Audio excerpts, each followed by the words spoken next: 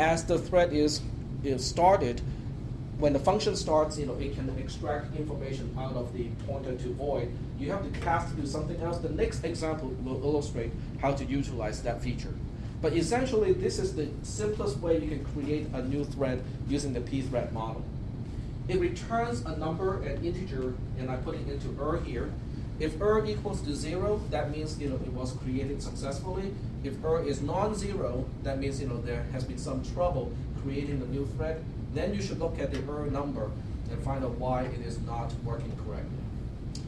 It can probably be out of resources. You cannot create any more threads anymore, and some other reasons. You can thread create to find out all the error messages or the error codes.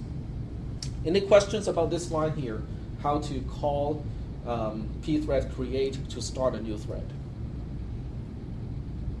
No questions?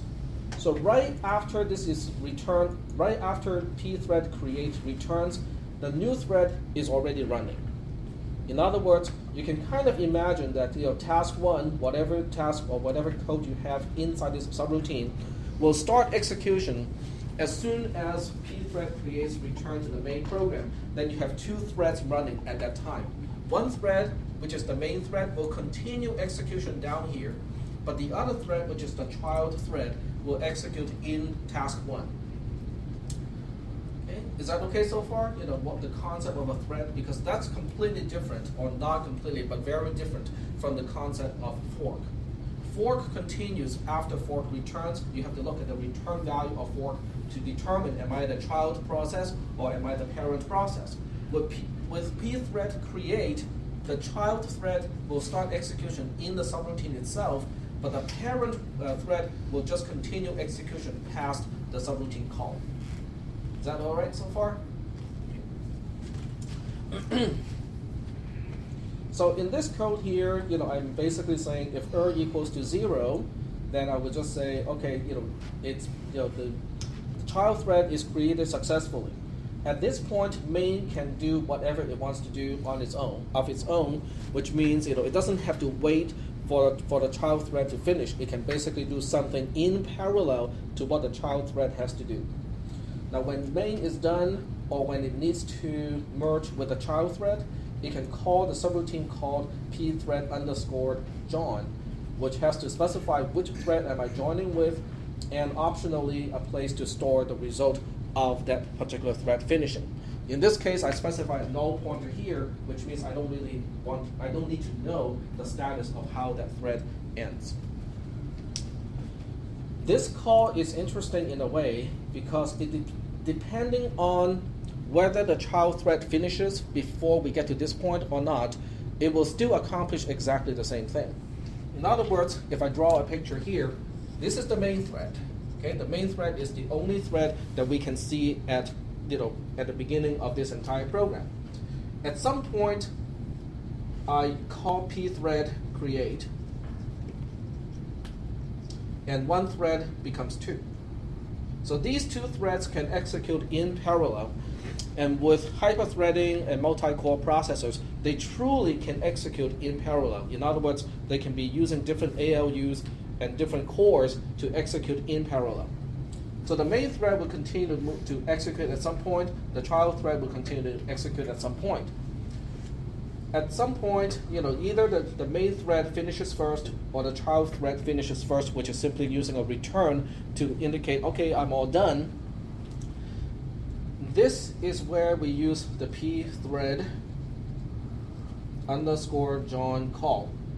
It will not proceed past this point until both the main and also the child thread are both done at that point. When both are done at this point, then it will continue, it will proceed forward as one single thread at that time. Is that making any sense so far? Yep. Can you get a pthread t value for your main? Yes, there's a way to call, there's a function to get your own pthread ID. Okay. Yep. If you get your own pthread ID, can you then join to, can you say join to main from one of your threads that have been created from main? That I do not know. how joinable threads are. Whether you can join from any arbitrary threads. Pretty sure you can. Yeah, we can look up the documentation. Yep. Say if the child thread is like stuck in an infinite loop, will the join call fail? It will block forever.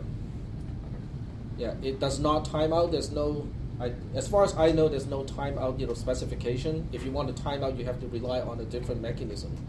But in this particular case, since I do not specify any parameters, I know for sure that it does not time out.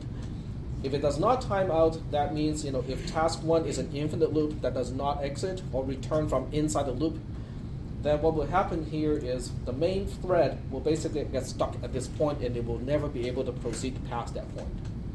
Which also means the entire program cannot terminate, which makes sense because one of the threads will not exit. It does have pthread cancel though, which you could use with a interrupt, set Yes. on a timed interval and throw it out for you. Yes, but not in this particular case. There's no specification of that.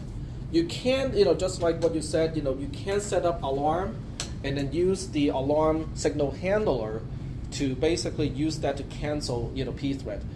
Canceling a pthread is like killing a pthread. So in the alarm signal handler, you can specify, which thread you want to cancel. And once you cancel that, it should unblock, this call here and be able to proceed after that. Yep. So if you're running a multi-core processor, is it up to the processor to decide which thread goes where, or does the kernel handle that? The kernel, I do not know about that. You can actually specify an affinity with a thread to a particular core. In other words, with a specific core, with a specific thread, you can say, I prefer to run on this particular core, but eventually whether it is running on that core depends on whether the kernel wants to schedule it that way. And I'm not 100% sure of how a multi-core processor can dictate which thread gets which hyperthread to execute in hardware. Hyperthread is actually handled by the kernel. It is by the kernel? Yeah. But how about which core? What do you mean which core? They're considered different logical cores for purposes of Right. multiprocess. So that would be hyperthreads also are actually software, considered- right? So yeah. that is still the kernel's job. So the entire thing is done by the kernel, not hardware. Yep. Pthread join will return deadlock if a deadlock is detected or the value of thread specifies the calling thread, so you can't join yourself. Okay. And if it somehow detects a deadlock, like two threads waiting on each other or whatever, it'll return error. Yeah, but not all deadlocks can be detected. Yeah. Yep. So it's basically doing its best. The deadlock you can detect are the ones that uses mutex and also the wait and signal type of calls, because those are thread aware calls. So it can basically use an algorithm to see if there's a circular wait. But beyond that, there are also calls that cannot be detected.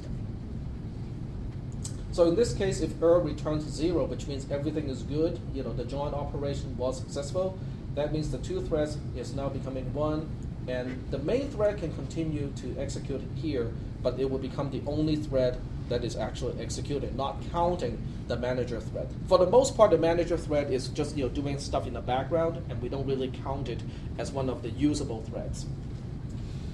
Okay, any questions about this particular program? No questions about this program? Well, we can actually just compile and make it run and see what it does. Obviously, it doesn't do anything useful. You need to put some